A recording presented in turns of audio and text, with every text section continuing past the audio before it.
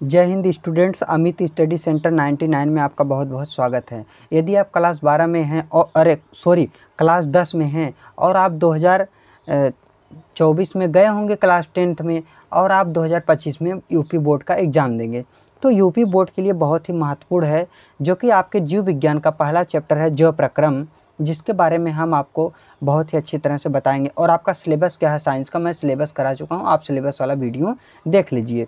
जीव विज्ञान पहला पार्ट मैं आपको बहुत ही अच्छी तरह से और सरल भाषा में बताऊंगा जो कि आपको समझ में आ जाएगा। अगर समझ में आ रहा है, आपको समझ में आ जाए और अच्छा लगे तभी वीडियो को लाइक सब्सक्राइब शेयर ज़रूर करिए। और जब आपका एग्ज़ाम नज़दीक आएगा तो मैं आपको इम्पोर्टेंट जो भी क्वेश्चन आंसर होंगे वह मैं करा दूंगा। देखिए, किसी के कहने से भी किसी का 90 प्लस जो कि 95 96 97 नहीं आ जाता है। जिस तरह से आप पढ़ते हैं, जिस तरह से आपका रेटिंग होता है, जिस तरह से आपका मेहनत होता है, उसी तरह से आपका नंबर भी आता है।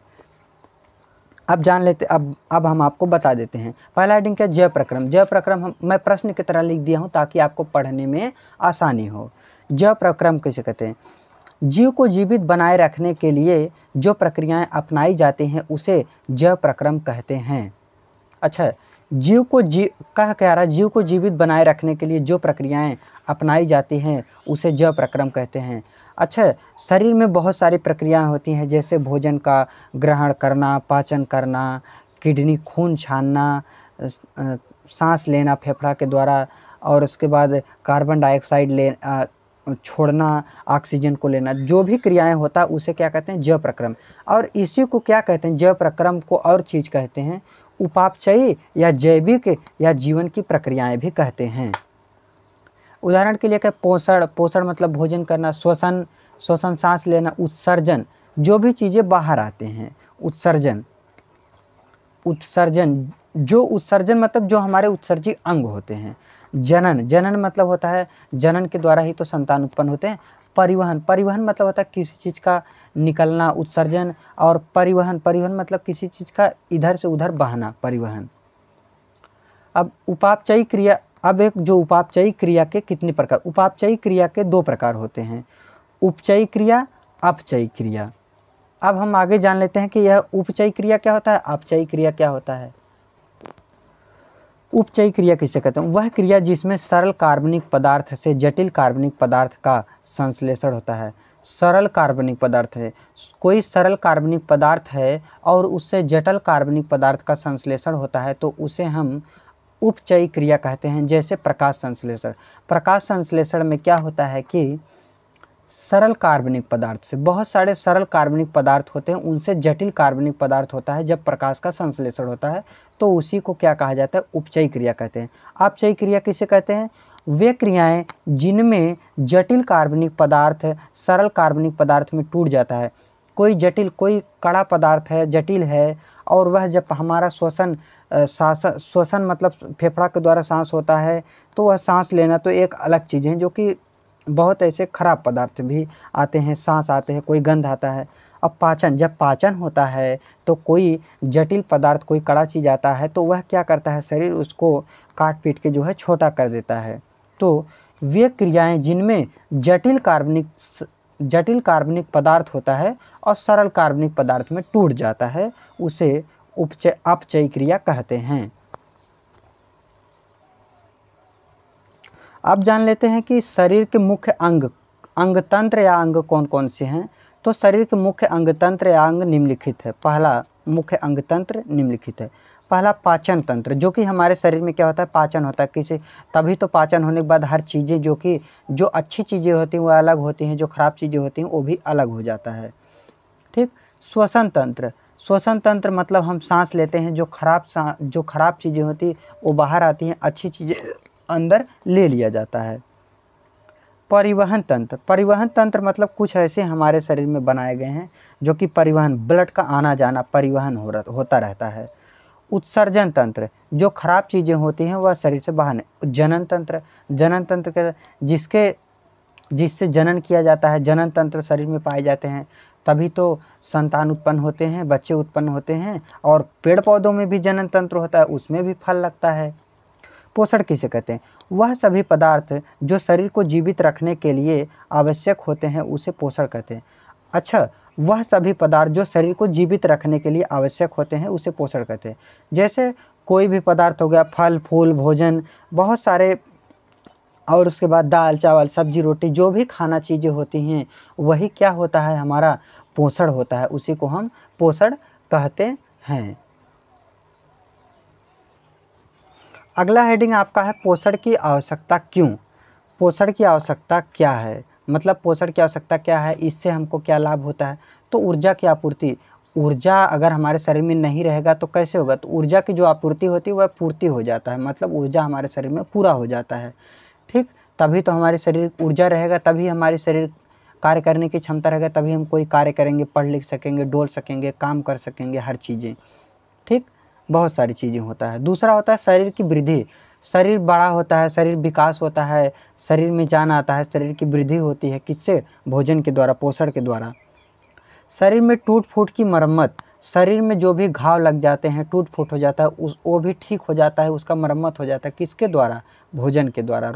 ठीक, रोगों से रक्षा, अगर हमारा शरीर थोड़ा मोटा रहेगा, अच्छा रहेगा, तो हमारे शरीर में क्या होगा, बहुत चीज़ें जो कि रहेंगी जिससे हम बीमार नहीं होंगे। और शरीर पतला रहेगा, देखिए जो व्यक्ति पतला है पता लगा हरदम बीमार पड़ा रहता है, लड़की हो लड़का सभी यही होता है।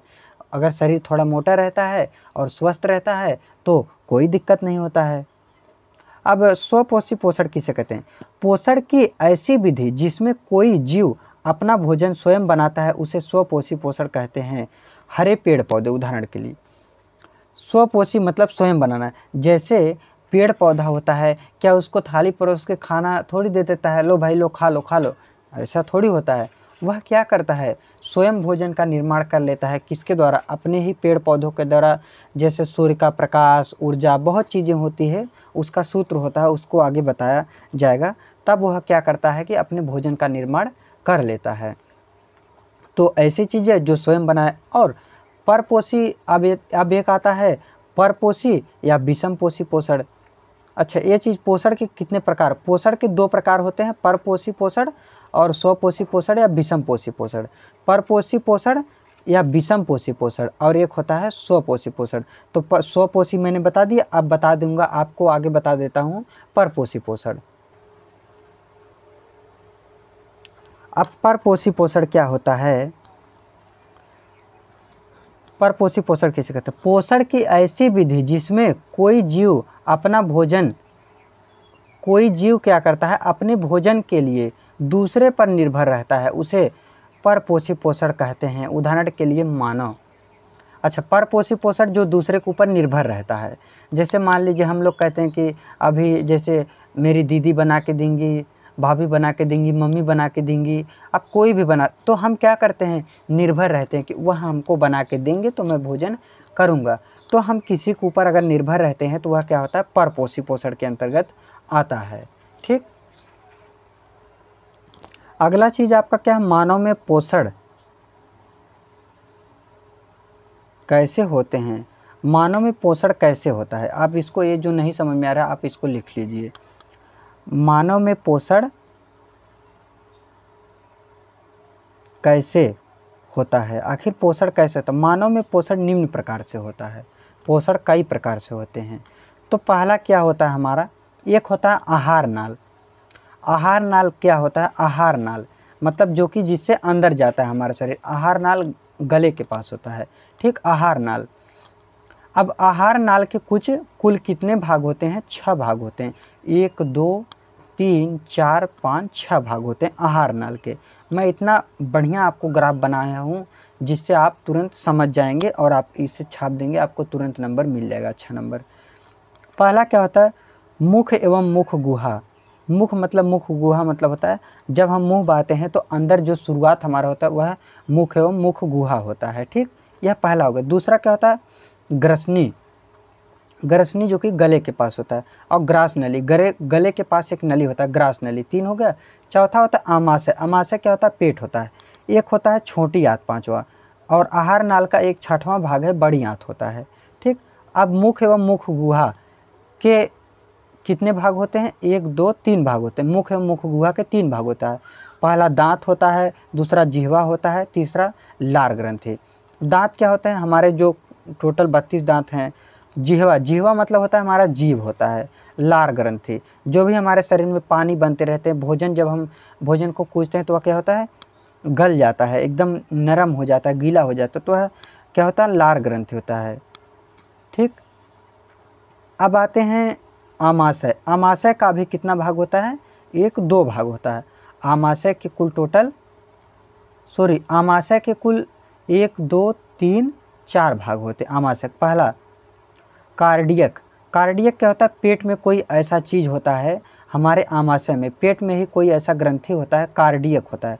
कार्डियक क्या है? कोई ऐसा चीज़ होता है जिससे कार्डियक के बारे में आप सर्च करके देख सकते हैं। कार्डियक एक चीज़ होता है, एक फंडिक होता है, एक पाइलोरिक होता है, मतलब ये सब पदार्थ उसमें पाए जाते हैं। कार्डियक, फंडिक, पाइलोरिक, ठीक, पाइलोरिक, और एक होता है शेषाग्र। ठीक, यह हमारे कुल किसके भाग हो गए? आमाशय के भाग हो गए। यहाँ तक आ गए हम। अब छोटी आंत, अब जान लेते हैं छोटी आंत के कितने भाग होते हैं। तो छोटी आंत के कुल 1 2 3 4 भाग होते हैं। पहला छोटी आंत का भाग होता है ग्रहणी, दूसरा छोटी आंत का भाग होता है ग्रंथियाँ जो भी शरीर में पाए जाते हैं। ग्रहणी जो पाया जाता है छोटी आंत में। मध्य तंत्र, एक होता है मध्य तंत्र मतलब बीच वाला तंत्र, और एक होता है शेषांत्र होता है। क्या होता है? शेषांत्र होता है। ठीक, यह कहाँ पर होता है? छोटी आंत में था। अब बड़ी आंत के कुल 1 2 3 भाग होते हैं। एक होता है सीकम, एक होता है कोलन, एक होता है मलाशय। सीकम, कोलन, मलाशय, यह बड़ी आंत के भाग होते हैं। पहला क्या था? आहार नाल। क्या चीज़ था? तो मानव में पोषण कैसे होता है? मानव में पोषण कैसे होता है? पहले आहार नाल था। ठीक, अब दूसरा क्या है कि दूसरा है पाचन ग्रंथियाँ। कैसे पाचन होता है? पाचन ग्रंथियाँ के कुल कितने भाग होते हैं? 1 2 3 4 5 भाग होते हैं। पाचन ग्रंथियाँ के 5 भाग होते हैं। लार ग्रंथि होता है, तो जब लार रहेगा और लार मिलेगा तब, जब तक लार नहीं मिलेगा तब तक पाचन नहीं हो सकता, इसीलिए लार ग्रंथि पहला। दूसरा क्या होता है? जठर ग्रंथि, जो कि जठर नामक रस का निर्माण करता है। ठीक, तीसरा होता है यकृत, मतलब हमारा जो लीवर होता है। चौथा होता है अग्नाशय। अग्नाशय भी पेट के बगल में होता है, अग्नाशय।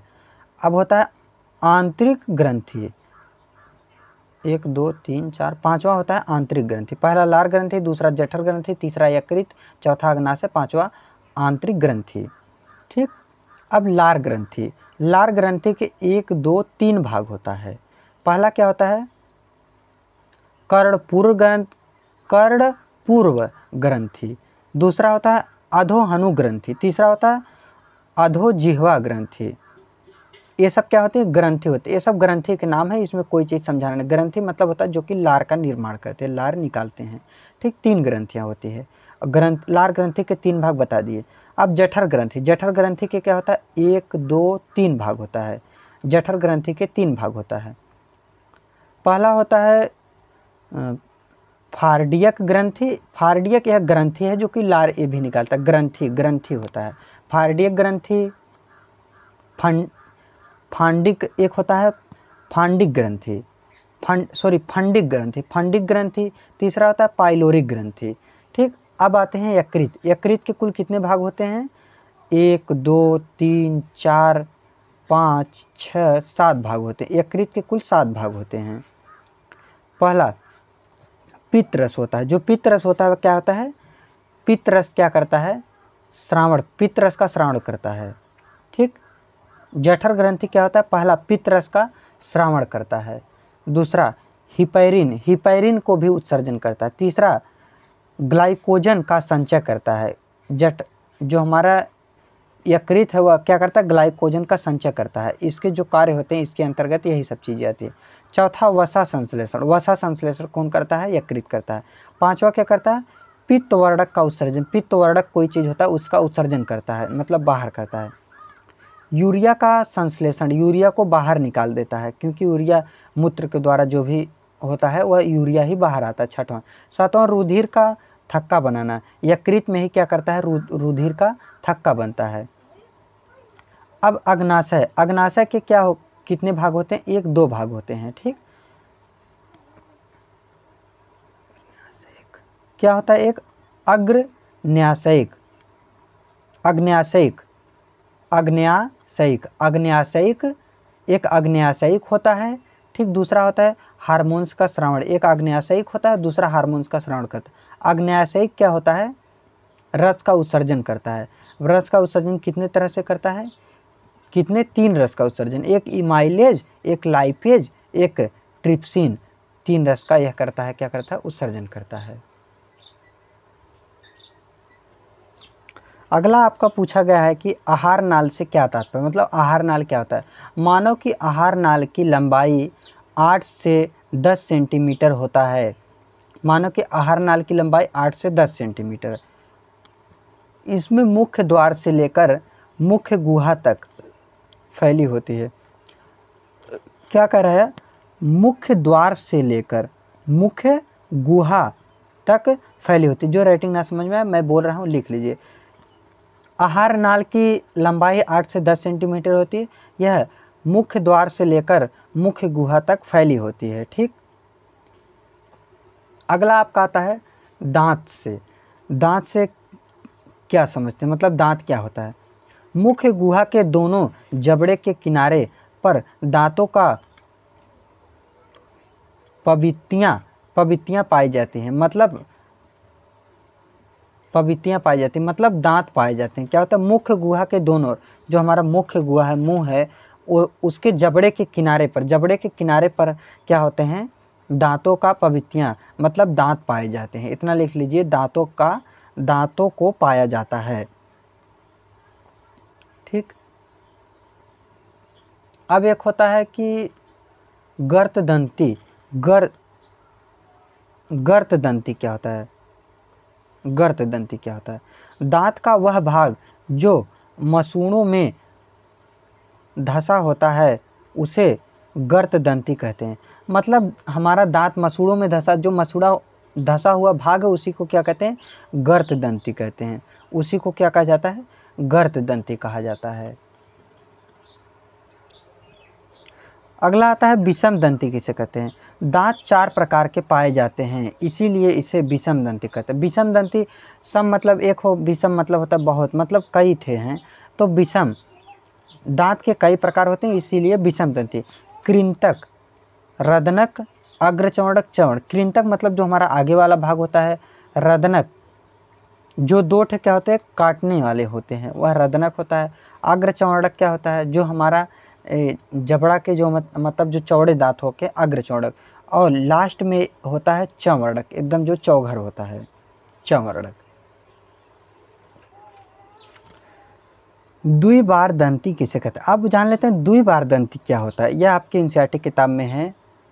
अग्रचौवर्णक के अतिरिक्त मानव के सभी दांत जीवन काल में 2 बार निकलते हैं, इसीलिए इसे द्विबार दंती कहते हैं। मतलब अग्रचौड़, आगे वाला छोड़कर बहुत सारे मानव में जो कि दांत होते हैं जो कि 2 बार निकलते हैं। एक बार टूट जाता है, एक बार निकलता है। देखिए जब कोई बच्चा बड़ा होने लगता है तो दांत धीरे धीरे टूटता है और फिर निकलता है। तो द्विबार दंती मतलब दांतों का 2 बार निकलता है। अग्र को छोड़कर, अग्रचौड़क नहीं निकलता, बाकी सभी 2 बार निकलते हैं, इसको क्या कहते हैं, द्विबार दंती कहते हैं। एक प्रश्न पूछा जाएगा आपको, मुख एवं मुख गुहा का सचित्र चित्र सहित बनाइए। सचित्र वर्णन कीजिए, चित्र सहित बनाइए। किसका, मुख एवं मुख गुहा का। तो मैं आपको चित्र दिखा देता हूं, आप बना लीजिए। अब आप देख लीजिए मुख एवं मुख गुहा का चित्र क्या है। जैसे ऊपरी होंठ, जैसे यह हमारा पूरा मुख गुहा बन गया, तो ऊपर का होंठ हमारा ऊपरी होंठ हो गया। एक होता है कठोर तालु, कठोर तालु। यहाँ पर जीभ के जो ऊपर जो पाया जाता है, आगे दांत के ऊपर ही क्या होता है, कठोर तालु होता है। फिर कोमल तालु होता है, यहीं पर कोमल तालु भी होते हैं। जीभ जब दांत के हम थोड़ा पीछे जाएंगे तो कोमल तालु, फिर अली जिहा, एक क्या होता है अली जिहा होता है जो कि क्या होता है जीभ में जो कि ऐसे निशान बने रहते हैं। फिर होता है निचला होंठ, अब ये होता है नीचे वाला होंठ होता है। अब जिहा, जिहा मतलब वही जीभ समझ ली, जिहा जीभ में ऐसे कटा होता है एक्स टाइप का, उसे गोला बना होता है, उसे जिहा कहते हैं। फिर अब हमारा देख लीजिए आगे वाला, आगे वाला जो दांत होता है दो चार दांत लगभग होते हैं। आगे वाले जो दांत हमारे होते हैं, मान लीजिए गिनती छोड़ दीजिए, आप बस समझ लिए आगे वाला जो हमारा दांत होता है वह कृंतक होता है। अब जो चोखार टाइप का निकला रहता है बगल में दो ठे, एक इधर एक इधर, वह रदनक होता है।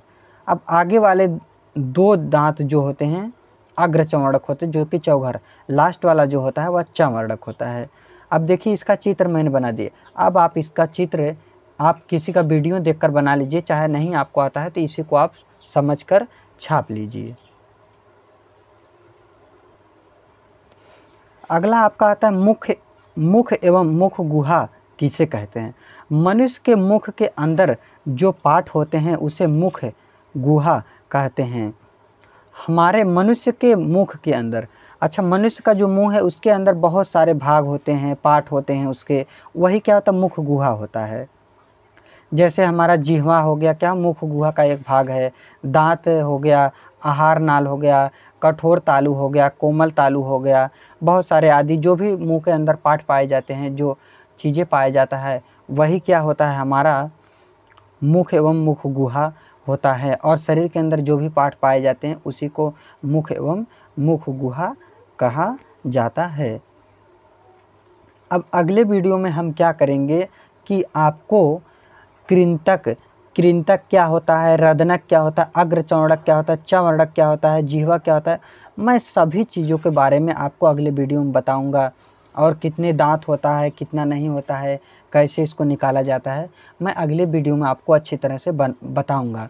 आप अगर इसी तरह के वीडियो चाहते हैं तो आप मेरे चैनल में लगातार बने रहिए और चैनल को लाइक सब्सक्राइब ज़रूर कीजिए, क्योंकि हम आपका एग्ज़ाम की तैयारी ज़रूर कराऊंगा। यह वीडियो आपको देखने के लिए धन्यवाद। अगर आपको समझ में आए तभी आप कीजिए, और अगर आपको कोई भी डाउट हो, आपको ना समझ में आए तो आप मुझे कमेंट कीजिए, मैं उसको जो मेरी गलती रहेगी मैं उसको सुधारूंगा। इस वीडियो को देखने के लिए आपको बहुत बहुत धन्यवाद। यह पार्ट 1 हो गया, अब पार्ट 2 कराएंगे आगे। पार्ट 2 में आपका पूरा चैप्टर ख़त्म कर दिया जाएगा।